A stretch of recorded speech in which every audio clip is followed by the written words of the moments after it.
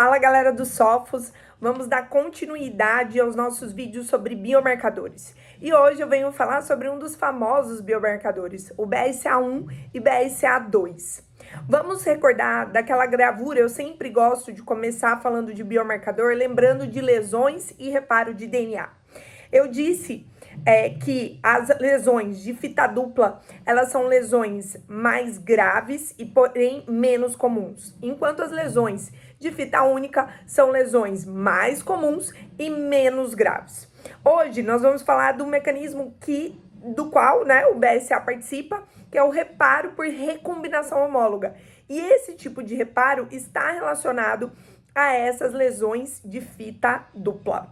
Parece, o BRCA é algo tão da nossa prática que parece que a gente já domina esse conhecimento há muito tempo. Mas quando a gente vai para a história do BRCA, a gente vê que não é bem assim. Primeiro, por quê? Você sabe o que é essa sigla BRCA? É Breast Cancer Susceptibility Gene. Então, é um gene de suscetibilidade ao câncer de mama. E esse gene, ele foi a primeira vez que ele foi identificado lá no cromossomo 17, o BRCA1, quando a gente está falando de BRCA1, foi pelo laboratório da professora Mary Clark King em 1990. Mas ele foi devidamente identificado um pouquinho mais tarde pelo professor Mark Skolnick, em 94. Enquanto o BRCA2, ele foi identificado e descrito na Nature em 1995 pela equipe do professor Michael Stratum, que avaliou famílias que tinham câncer de mama e que não possuíam a mutação do BRCA1. Então, nós estamos falando de 90, não é tanto tempo assim. E a gente sabe que o BRCA, ele é um gene supressor tumoral. E que ele se relaciona, então a gente sabe que todo gene produz uma proteína e ele se relaciona com outros genes atuando nessa supressão tumoral. Quando a gente tem a gente tem aquela célula que tem um erro e vai se proliferar de forma anormal. E eu tenho um gene supressor tumoral atuante, essa célula vai corrigir e eu não vou ter essa proliferação normal. E quando eu tenho um gene supressor tumoral mutado, isso vai permitir que aquela célula tenha essa proliferação anormal. E como que a gente identifica o BRCA? Se a gente for lembrar, falando de história, a gente tinha o sequenciamento de Sanger antes, que era um sequenciamento muito mais lento, do gene, um sequenciamento mais lento e mais custoso. Hoje, ainda utilizamos o MPLA. Ele é importante, principalmente quando temos dúvida de mutações no gene do BRCA. E o que, de fato, o que mais utilizamos na atualidade, o Next Generation Sequencing, que é um sequenciamento mais rápido e menos custoso.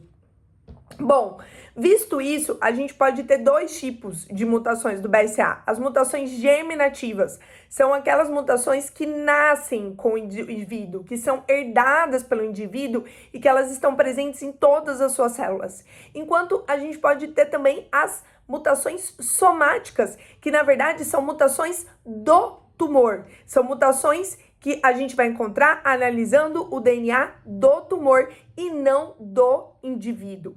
E quando nós falamos de câncer de ovário e que daí essas pacientes que têm mutação do BRCA, elas têm deficiência da recombinação homóloga, estamos falando de cerca de 25% das pacientes.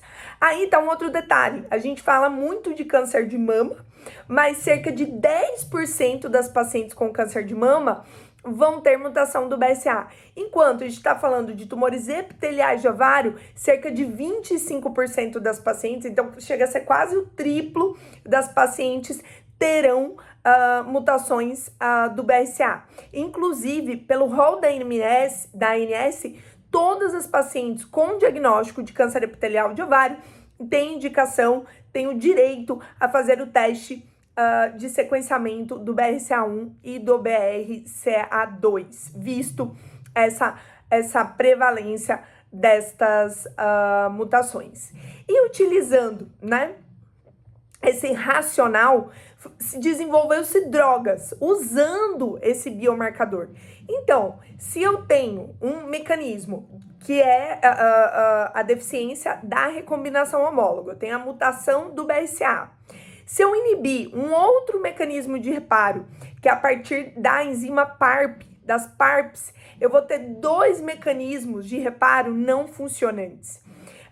Um pela mutação do gene e o outro mecanismo que eu estou inibindo com uma droga. E desta maneira eu gero a morte celular, uma vez que aquele reparo de lesão dupla, de lesão grave, não vai ser feito e essa célula vai evoluir para a morte.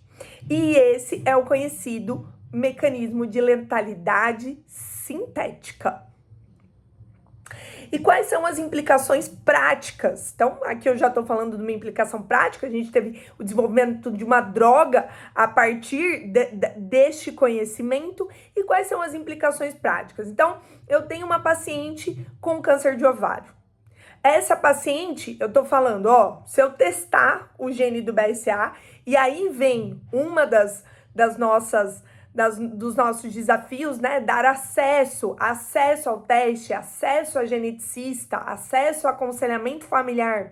Mas paciente com câncer epitelial de ovário tem que ser testada. Então, uma vez que eu teste essa paciente e que eu ache essa mutação, eu vou dar a chance de medidas de prevenção para essa família.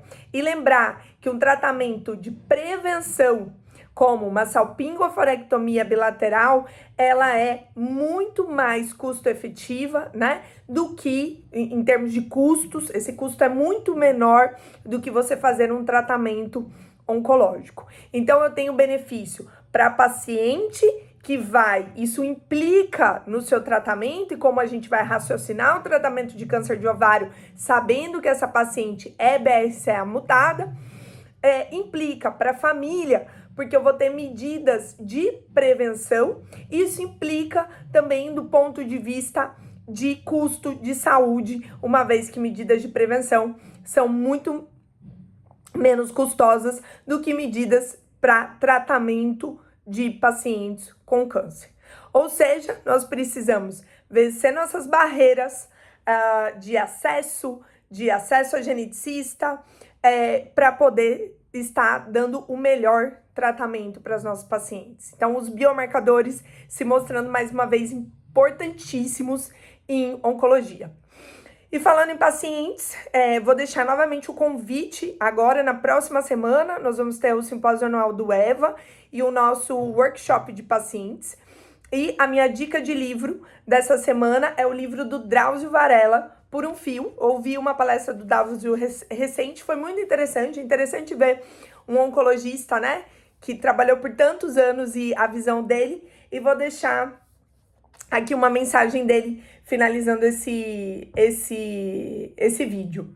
Custei aceitar a constatação de que muitos dos meus pacientes encontravam novos significados para a existência, ao senti-la esvair-se, a ponto de adquirirem mais sabedoria e viverem mais felizes que antes. Mas essa descoberta transformou a minha vida pessoal. Será que com esforço eu não consigo aprender a pensar e agir como eles enquanto tenho saúde? Fica essa reflexão pra gente. Um abraço e até a próxima!